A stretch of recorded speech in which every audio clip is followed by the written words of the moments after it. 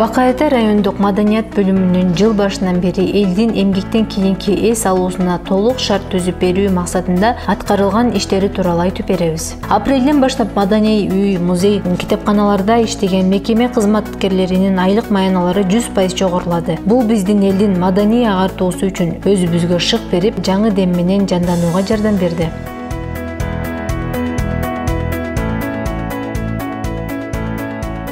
Алардын бардыгы маданият үйүнө жайгашкан маданият бөлүмүнүн жигердүү саясаты менен жүргүзүлүүдө. Биздин маданият үйү райондун так ортосундан орун алып, жергиликтүү элдин жана келген коноктордун маданий эс алуусуна эң жакшы ыңгайлашкан.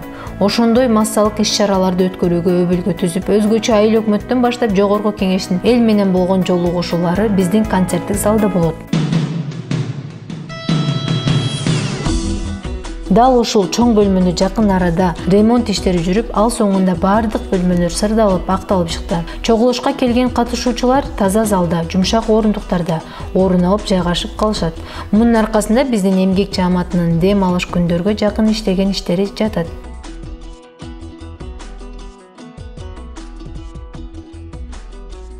Жайкы каникулдарда бизде кошумча иримдер ачылуу алдында турат. Атап айтсак, нарселердин жан дүйнөсүн байытууга багытталган Курчак театры жана Жаштар борбору.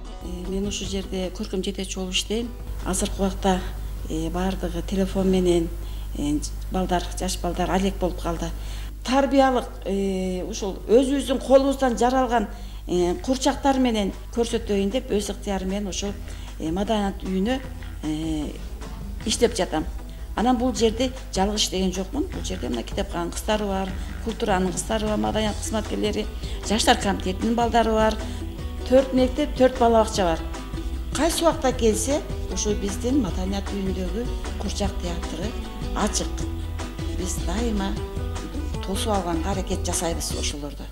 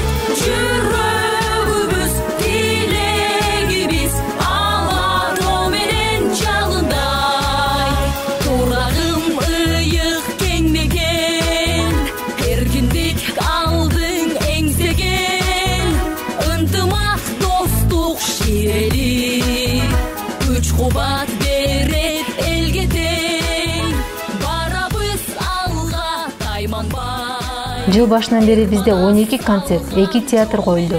Көпчүлүк өзгөчө улуу мундун өкүлдөрү биздин концерттер аз болуп калганын айтып калышат.